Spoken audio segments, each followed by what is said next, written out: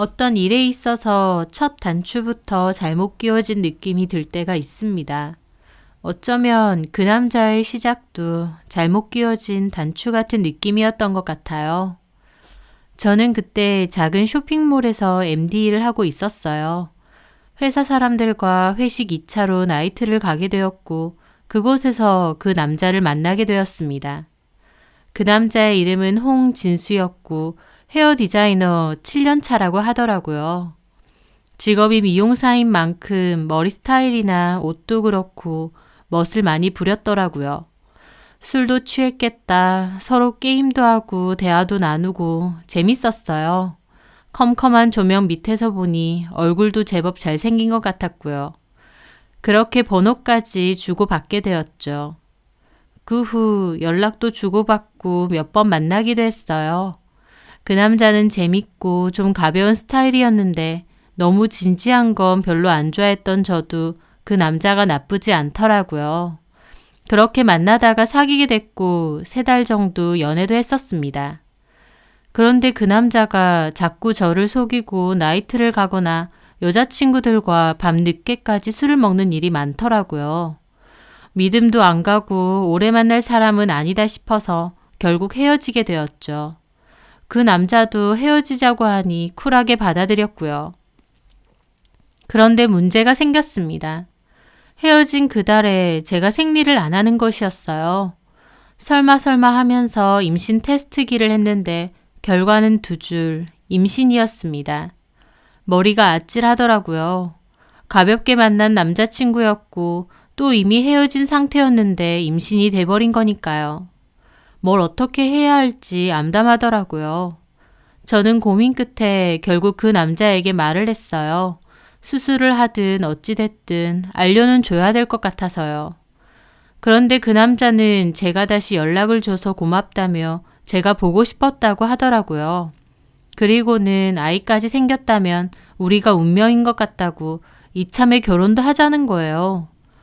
좀 갑작스럽긴 했지만 책임을 회피하지 않고 결혼을 하자고 하는 모습이 좀 의외였어요. 감동스럽긴 했고요. 저도 그때 갑자기 임신을 해서 고민도 너무 많고 어찌할 바를 몰랐었거든요. 그렇게 저희는 엉겁결에 결혼까지 하게 되었습니다. 사실 지금 생각해보면 결혼이나 아이를 낳는 문제에 대해서는 좀 더 신중했어야 했는데 그 남자나 저나 어리고 철딱서니가 없었던 것 같아요. 저도 그 남자가 술자리를 너무 좋아하는 것도 그렇고 결혼할 만한 남자가 아니라는 걸 사귀는 동안에 알았음에도 아이가 생겼다는 이유로 결국 결혼까지 하게 되었으니까요. 그렇게 한 결혼은 별로 행복하지 않았습니다. 애초에 둘이서 너무 좋아서 불같이 연애하다가 한 결혼도 아니었으니까 마음이 식는 데는 더 짧게 걸렸던 거죠. 그렇게 아이를 낳게 되고 저는 일도 그만두면서 집에서 육아와 살림을 하게 되었습니다. 아이를 키우는 건 제 생각보다도 더 힘들고 고된 일이었어요. 저희 아이 성향이 예민한 편이라 더 그랬던 것 같기도 하고요. 그런데 남편은 아이를 낳고 나선 더욱 육아와 가정에 무관심했습니다. 이럴 거면 뭐하러 결혼하자고 했는지 궁금할 정도였죠. 저 혼자 감당해야 하는 육아가 너무 버겁고 힘들어서 많이 우울했었습니다. 남편과 사이는 별로 좋지 못했고 혼자서 아등바등 아이를 키우는 건 많이 버거웠어요. 외롭기도 했고요. 제일 힘들었던 때가 그때였던 것 같습니다. 아이가 좀 더 크고 어린이집을 가게 되면서 상황은 조금 나아졌어요. 몸은 좀 편해지긴 했는데 남편에 대한 제 불만은 그대로였죠. 그러다가 저도 맞벌이로 일을 시작해야겠다 생각했고 마침 전 회사분의 소개로 일을 다시 할 수 있게 되었습니다. 하지만 제가 일을 시작했어도 육아는 오롯이 제 담당이었습니다. 퇴근하자마자 어린이집에서 아이를 데리고 오면 그때부턴 저 혼자 아이를 돌봐야 했어요. 회사 일에 육아에 집안일까지 다 하려니 너무 힘들었는데 남편은 총각대랑 별반 다를 것도 없이 하고 싶은 거 다 하면서 그렇게 지내더군요. 저는 제가 주로 아이를 케어하고 아이가 아파서 어린이집에 못 가는 날에는 저희 엄마가 대신해서 돌봐줄 때도 많았어요. 아이를 키우는 일에 남편의 역할은 하나도 없었던 거죠. 그런 것들이 다 하나하나 쌓였고 화병이 되었습니다. 그래서 한 번은 제가 너무 화가 나고 힘들어서 이럴 거면 그냥 갈라서자고 진지하게 얘기를 하게 되었어요. 그 전에는 저 혼자 참았지 딱히 그런 얘기도 잘 안 했거든요. 그런데 제가 말하는 게 심각하게 느껴졌는지 남편도 반성을 하게 되고 자기가 쉬는 날엔 아이를 돌보겠다고 약속하더라고요. 그래도 이렇게 뒤늦게나마 반성하고 휴일 때 아이를 보겠다 약속을 하니 다행이고 고맙다고 생각했죠. 남편은 헤어 디자이너로 일을 했고 일주일 중 평일 하루를 쉴 수 있었거든요. 본인도 많이 피곤하긴 할 텐데 그래도 그 쉬는 날에 아이를 본다고 하니 고맙더라고요. 남편은 휴일날 아이 하원을 시켜서 근처 키카에 가거나 아니면 어디 외식을 하거나 아이와 공원을 가는 일도 많았습니다. 여태까지 육아에 참여를 안 해서 그렇지 또 막상 하니까 아이랑 잘 놀아주고 시간도 많이 보내려고 하는구나 싶어 좋더라고요. 저희 아들도 처음엔 아빠랑 같이 있는 게 어색한지 대면대면했지만 곧 좋아했습니다. 많이 힘들었던 시간을 지나 저희 가족도 이제 안정기가 찾아왔나 보다 생각했죠. 그러던 어느 날 저희 가족은 다 같이 자주 가는 음식점에 식사를 하러 갔어요. 식사 후 나오는데 카운터 앞에서 한 여자와 마주치게 되었죠. 어머, 홍 실장님! 저희 남편도 좀 놀라면서 인사하더라고요. 그 여자는 저희 남편이 일하는 헤어샵의 스텝이라고 했습니다. 딱 봐도 어려 보이더라고요. 여기서 다 보네? 밥 먹으러 온 거야? 포장해서 가려고요. 가족분들이랑 식사하러 오셨나 봐요. 그리고 저한테도 인사하더라고요. 안녕하세요. 저 홍 실장님 일하는 미용실 막내예요. 아, 안녕하세요. 그 여자는 싹싹하고 부침성도 좋더라고요. 저는 처음 보는 분이라 남편 미용실에 새로 오신 분인가 보다 생각했죠. 그런데 저희 아이가 누나, 안녕하세요. 하고 반갑게 인사를 하는 거예요. 그 모습에 그 여자도 안녕 하고 인사를 하더니 포장된 음식을 챙겨서 먼저 가더군요. 저는 아이가 그냥 인사성이 밝아서 인사를 했다고 생각했어요. 그런데 나중에 집에 와서 목욕시키는데 한다는 소리가 그 누나 알아. 이름은 수민이야. 그러는 거예요. 누구? 아까 마주친 누나? 그 누나 이름을 어떻게 알아? 봤어. 전에 아빠랑 같이. 아차! 아빠가 말하지 말랬는데 엄마도 비밀이야? 그 말에 저는 아이를 씻기다가 멈췄습니다. 저한테 비밀이라고 하고 그 여자를 따로 봤다니요? 그것도 아이랑 같이? 뭔가 이상하더라고요. 저는 심각한 기분으로 다시 물었죠. 은우야, 아까 그 누나 이름이 수민이라고? 응. 언제 봤다는 거야? 아빠가 말하지 말랬는데 비밀이라고. 괜찮아. 엄마한테는 말해도 돼. 언제 봤어? 저번에도 보고 그 저번에도 보고 아빠가 은우 데리고 온 날 같이 봤어. 저는 곧바로 남편에게 따지게 되었습니다.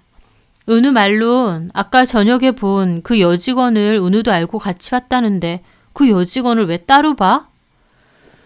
제 물음에 남편은 아무렇지 않은 듯 대답하더라고요. 아, 수민 씨? 은우 다니는 가정 어린이집 그 아파트에 수민 씨도 살아. 그래서 마주친 거야. 그 아파트에 산다고? 그래서 만났는데 은우 귀여워해주고 그래서 같이 아이스크림 먹은 게 다야. 은우 말론 여러 번 봤다는데? 무슨 여러 번이야. 그냥 마주칠 때 인사를 해서 여러 번 봤다 생각한 거지. 별거 아니야. 신경 쓰지 마. 남편은 정말 아무 일 아니라는 듯 대수롭지 않게 말했고 저도 그 모습을 보니 남편 말대로 그냥 우연히 마주쳤다가 아이도 있으니 간단하게 아이스크림 정도 먹은 건가 생각하고 말았습니다. 좀 이상하다고는 느꼈지만 또 마음 한켠에는 아이까지 같이 있는데 설마 딴짓을 했을까라는 생각도 있었거든요. 하지만 얼마 뒤 정말 놀랄 일이 생겼습니다. 그날은 주말이었는데 제가 아이랑 신발을 사러 나갔거든요. 남편은 출근을 했고요. 저희 남편 미용실도 그 근처에 있는데 저희 지역에서는 제일 번화한 곳이기도 합니다. 식당이나 카페도 많지만 유흥 관련된 술집이나 모텔도 섞여 있는 곳이기도 하죠. 그런데 신발을 사고 아이랑 간단하게 밥을 먹으려고 그 근처를 지나갈 때였어요. 아이가 그러는 거예요. 엄마, 나 저기도 가봤다? 저는 아이가 가리키는 곳을 무심코 보다가 깜짝 놀랐습니다. 왜냐면 아이가 가리킨 곳은 바로 모텔이었거든요. 응? 은우가 저길 가봤다고? 응. 누구랑? 아빠랑. 그리고 그러면서 아이는 우물쭈물 하더라고요. 아빠랑 누구? 수민 누나. 또다시 아이 입에서 수민이라는 그 여직원 이름이 나온 겁니다. 그런데 저 모텔을 같이 갔다뇨? 저는 너무 당황스러웠지만 애써 침착하며 다시 물었죠. 은우야, 정말이야? 저길 갔다고? 아빠랑 그 누나랑? 저기 가서 뭐 했는데? 아빠가 과자랑 젤리도 엄청 많이 사주고 고고다이너 보고 있으라고 했어. 저기서? 응. 아빠는? 아빠는 없었어. 그냥 과자 먹으면서 고고다이노 보고 있으면 아빠가 금방 온다고 했어. 그 누나는? 그 누나도 없었어. 나 혼자 있었어. 아이 말을 듣는데 저는 갑자기 걷잡을 수 없는 분노가 올라왔습니다. 아이가 아직 어려서 정확한 상황을 구체적으로 들을 순 없었지만 분명한 건 남편과 그 여직원 사이에 무언가가 있었고 또 자기들이 하는 짓에 저희 아들을 이용했다는 것도 분명했으니까요. 저는 일단 아이를 데리고 집으로 돌아왔어요. 아이가 한 말은 생각할수록 기가 막히더라고요. 저녁 늦게서야 남편이 퇴근하고 돌아왔고 저는 일단 내색 없이 맞이해 주었습니다. 그리고 남편이 잠이 들고 나서야 몰래 차키를 들고 내려가 남편 차의 블랙박스에서 메모리를 꺼내오게 되었죠. 노트북에 메모리를 넣고 남편 휴일날에 맞춰 확인을 했는데 그곳에 추악한 진실이 있었습니다. 남편이 하원하는 아이를 데리고 와 차에서 누군가를 기다리고 있으니 같은 아파트라던 그 여직원이 웃으면서 다가와 차에 올라타더라고요. 두 사람이 차 안에서 나누는 음성도 다 녹음이 되어 있었습니다. 은우야 안녕? 안녕. 오늘도 오빠가 해보네? 와이프가 하도 딱딱거려서 휴일에 내가 전담해서 본다고 했잖아. 겨우 일주일에 하루 쉬는 사람은 오빠 와이프도 진짜 어지간하다. 오빠 피곤하지? 피곤하긴 뭐. 그 김에 완벽한 알리바이 만들어서 이렇게 자기 보러 오잖아. 치! 그러면서 차가 출발하더라고요. 남편은 아이에게 물었습니다. 은우야, 저번처럼 아빠가 과자하고 젤리하고 잔뜩 사줄 테니까 방에서 고고다이너 보고 있을래? 응, 좋아. TV 실컷 봐서 좋아. 그래, 집에서 못 보는 TV 거기서 실컷 봐. 그러면서 남편과 그 여자는 킥킥거리더라고요. 근데 방에 혼자 놔둬도 괜찮아? 아무리 옆방이라도 애긴데. 뭔 상관이야. 문 잠겨있고 가만히 앉아서 과자 먹으면서 TV만 보고 있는데. 저번에도 그렇게 했잖아. TV 실컷 보고 좋아하던데? 자기 엄마한테 별말 안 해? 내가 비밀이라고 말하지 말라고 했지. 아직 애는 애네. 두 년놈의 대화를 듣는데 너무 화가 나서 온몸이 떨리더라고요. 대화를 들어서 유추를 해보니 그 두 것들이 바람피러 같이 모텔에 가는데 저희 아이를 데리고 간 거고 방을 두 개 잡아서 하나는 저희 아이 들어가서 TV 보게 하고 나머지 방에는 지들이 들어가서 그 짓거리를 한 모양이었습니다. 바람을 폈다는 것도 하나지만 어떻게 자기 친자식까지 이용해서 이런 짓을 벌이나 기가 막히더라고요. 차라리 아이는 못 보겠다고 하고 저보고 하원시키라고 하던지요. 본인이 나서서 아이 하원시키고 놀아주겠다고 큰소리 탕탕 쳐놓고 뒤에서는 아이까지 모텔에 데리고 가 바람피는데 이용을 한 거였습니다. 저는 그것도 모르고 남편한테 고맙다고 했고요. 그 상황이 얼마나 기막히고 분통이 터지는지 저는 떨리는 기분으로 그 녹화된 영상은 겨우 복사를 해서 메일에 넣어두고 그 길로 안방으로 달려갔어요. 그리고 자는 남편의 싸대기를 인정사정 없이 날렸죠. 자다가 뺨 맞은 남편은 놀라서 일어났고 저는 울며 불며 네 바람 피는데 애를 이용하느냐고 네가 사람이냐고 악다구니를 썼습니다. 남편은 갑자기 미쳤냐고 도리어 난리를 쳤고 저는 노트북까지 들고 와서 보는 앞에서 그 영상 틀어줬어요. 남편도 놀라더라고요. 저는 정말 노트북으로 남편 머리라도 깨버릴 생각으로 노트북을 번쩍 들었고 남편은 저를 뜯어말렸어요. 그러면서 옥신각신 몸싸움까지 일어나게 되었고요. 한밤중에 아수라장이 따로 없었죠. 아이도 깨서 울고요. 저는 그 길로 짐 간단하게 챙겨 아이 데리고 나왔습니다. 떨리는 손으로 친정까지 운전해서 가는데 이게 진짜 나한테 일어난 일이 맞나 싶더라고요. 얼마나 울면서 갔는지 무슨 정신으로 친정까지 갔는지 모를 정도였습니다. 그렇게 한밤중에 친정으로 가니 부모님도 다 너무 놀라시고 제 얘기 듣고는 저희 아빠 화가 나서 저희 남편 가만 안 둔다고 하시는 거 겨우 말렸습니다. 놀란 아이를 겨우 달래고 밤새도록 친정엄마와 대화를 나누었어요. 앞으로 어떻게 할 건지에 대해서요.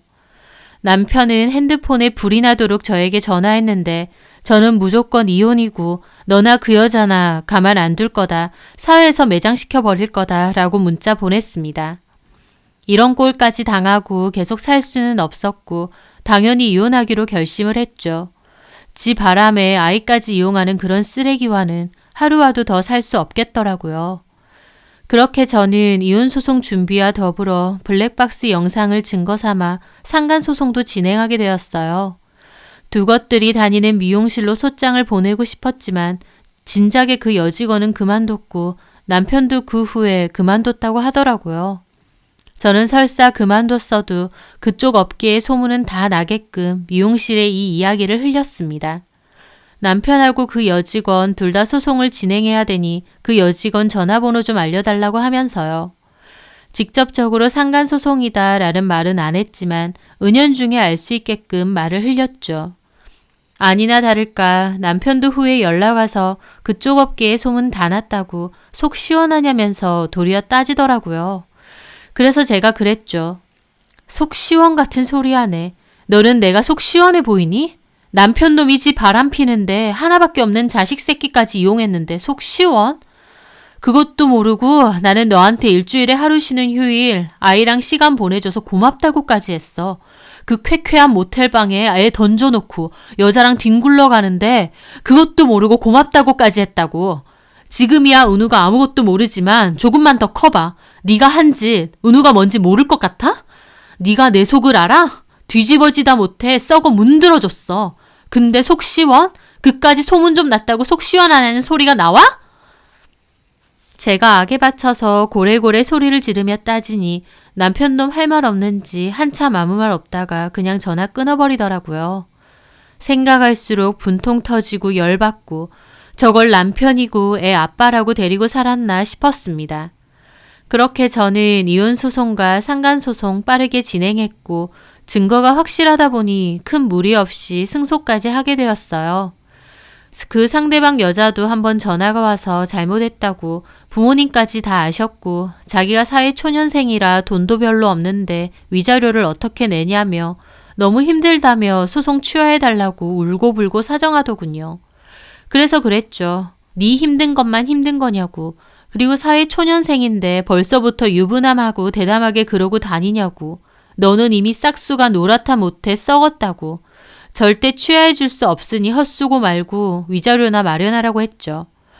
남편과 그 여자애가 취하해달라고 부탁해도 저는 눈 하나 깜짝하지 않았고 결국 판결문까지 다 받게 되었습니다. 그렇게 이혼 후 저는 부모님의 도움으로 아이를 키우며 일하면서 그렇게 살고 있습니다. 참 웃긴 게 결혼 생활 할 때에도 일도 하고 육아도 제가 거의 했다 보니까 이혼했다 해도 달라지는 게 별로 없더라고요. 오히려 가슴 답답하던 화병 같은 건 없어졌다고 할까요? 그전에는 남편이 육아고 집안일이고 나 몰라라 하는 걸 지켜보며 나 혼자 희생해서 이걸 다 해야 된다는 게 너무 화가 나고 힘들었는데 이혼 후 어차피 내가 혼자 다 해야 되는 일이다 생각하니까 별로 화날 것도 없더라고요. 속 터질 일이 오히려 없어졌다고나 할까요? 그렇게 저는 오히려 이혼하고 나서 훨씬 마음도 좋아지고 잘 살고 있습니다. 첫 단추부터 잘못 끼워졌다면 잘못된 단추를 계속 끼우지 말고 그 자리에서 멈추는 게 중요하다고 생각해요. 다시 돌아가는 일에는 큰 용기가 필요하지만 잘못된 걸 알면서도 멈추지 않는 것보다는 더 나은 게 아닐까 생각합니다. 믿음도 애정도 존경심도 그 어느 하나도 없었던 그 남자와의 결혼 생활을 계속 이어나가는 건 아무 의미가 없다고 생각했고요. 오히려 이전보다 더 단단한 마음으로 아이를 잘 키워나가려고 마음 먹어봅니다. 씩씩하게 가보려는 제 앞길을 들으시는 분들도 응원해 주셨으면 좋겠습니다. 제 사연 들어주셔서 감사합니다.